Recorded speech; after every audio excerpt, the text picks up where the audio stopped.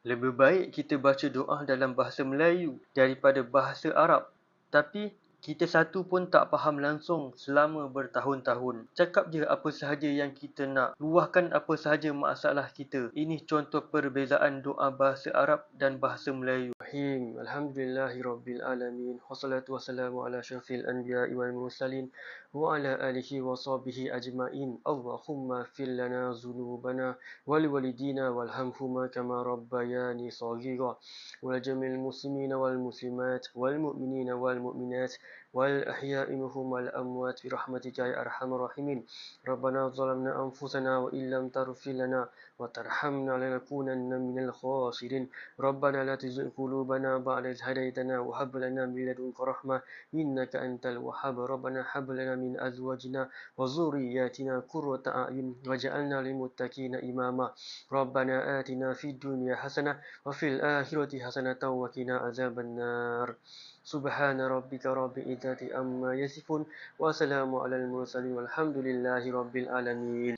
Bismillahirrahmanirrahim. Ya Allah, ampunilah dosa-dosaku ya Allah. Ampunilah dosa ibu bapaku. Ampunilah dosa datuk nenekku ya Allah. Ampunilah dosa adik-beradik saudara maraku ya Allah. Ampunilah dosa kawan-kawan cikguku ya Allah.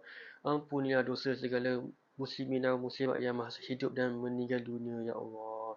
Ya Allah, aku ni banyak dosa ya Allah. Ampunilah dosaku ya Allah. Ya Allah, selamatkan aku balik kerja ya Allah.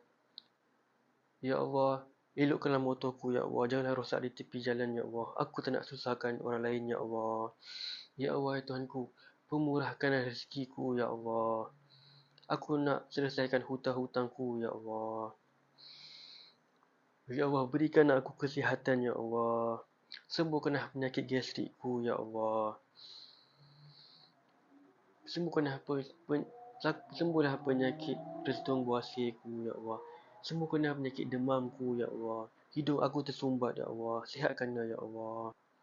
Subhana rabbika rabbil izzati amma yasifun.